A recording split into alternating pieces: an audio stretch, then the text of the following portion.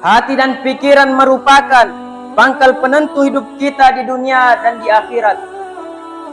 Jika pikiran kita sejajar dengan aturan Allah Subhanahu wa Ta'ala yang telah ditetapkan, maka kita tidak akan pernah melakukan hal-hal yang bersifat negatif. Jika hati kita sudah terkonsep dengan kebenaran-kebenaran Allah Subhanahu wa Ta'ala yang hakiki, maka tak ada kesempatan lagi bagi setan dan hawa nafsu untuk menjermuskan kita ke dalam kemaksiatan ataupun kesesatan. Jamaah kaum muslimin yang dirahmati dan dimuliakan Allah Subhanahu wa Ta'ala, iman kita kepada Allah merupakan bukti nyata penyatuan dan kesatuan antara hati dan pikiran kita. Hati kita meyakini bahwa Allah Subhanahu wa Ta'ala yang menciptakan segala sesuatu yang ada di permukaan bumi ini. Dan tidak lupa juga kita mensyukuri atas apa-apa yang telah Allah Subhanahu wa Ta'ala ciptakan. Sementara pikiran yang menguatkan dengan bukti-bukti yang nyata. Jamaah kaum muslimin yang dirahmati dan dimuliakan Allah Subhanahu wa Ta'ala, setiap manusia yang hidup di permukaan bumi ini, mereka tidak akan terlepas dari yang namanya kesalahan dan berbuat kemungkaran. Manusia yang selalu melakukan kesalahan dalam kehidupannya, entah itu kesalahan yang menjadikan kesalahan tersebut mungkar atau bukan, maka apakah yang harus kita lakukan ketika kita mendapatkan seseorang melakukan kemungkaran? Maka jamaah yang dirahmati Allah Subhanahu wa Ta'ala,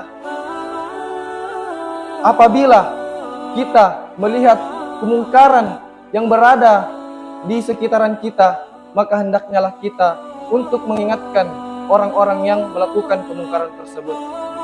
Jamaah muslimin rahimahullah, jika kita perhatikan di zaman ini, banyak anak sudah tidak peduli lagi terhadap orang tuanya, dan bahkan banyak anak di zaman ini yang merasa bahwa dia bisa sukses tanpa orang tua, dia bisa selamat tanpa orang tua, dia bisa berhasil tanpa orang tua, dan dia belum tahu bahwa Allah Subhanahu wa Ta'ala tidak akan ridho kepadanya kalau orang tuanya belum ridho kepadanya.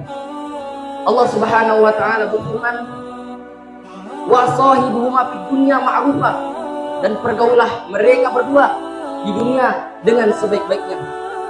Jamaah muslimin yang dirahmati dan dimuliakan Allah Subhanahu wa Ta'ala, sungguhnya Allah Al-Khaliq telah menciptakan kita, menciptakan manusia dengan segala bentuk yang baik, dan Allah Subhanahu wa Ta'ala telah meninggikan derajat kita di atas para makhluk yang lainnya.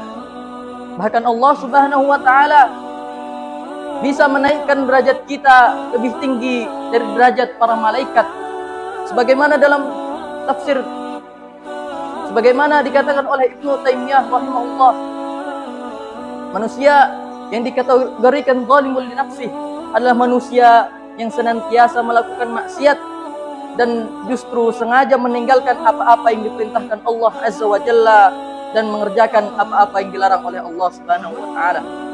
Betapa banyak manusia hari ini terbelenggu oleh nafsu syaitani. Bahkan banyak dari manusia yang menjadi ibadul butuni wa tahtah. Padahal Allah Subhanahu wa Ta'ala telah menyebutkan mereka bahwasannya mereka akan mendapatkan azab yang pedih. jemaah kaum muslimin yang sama-sama dirahmati oleh Allah Subhanahu wa Ta'ala, malaikat memang bertugas menyampaikan wahyu dari Allah Subhanahu wa Ta'ala kepada Nabi sallallahu alaihi wasallam.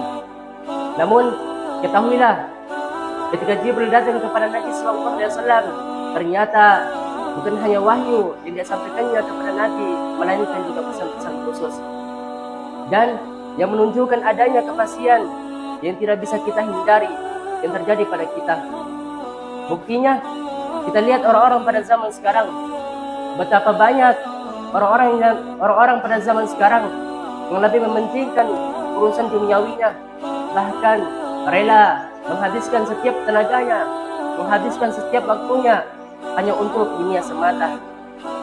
Manusia boleh saja menginginkan hidup damai, Bahkan seberapa lama pun akan tapi ingatlah, fa innaka mayyitun, engkau akan binasa. Demikian yang bisa saya sampaikan pada malam hari ini. Kurang dan lebihnya mohon dimaafkan. Syukuran. Assalamualaikum warahmatullahi wabarakatuh.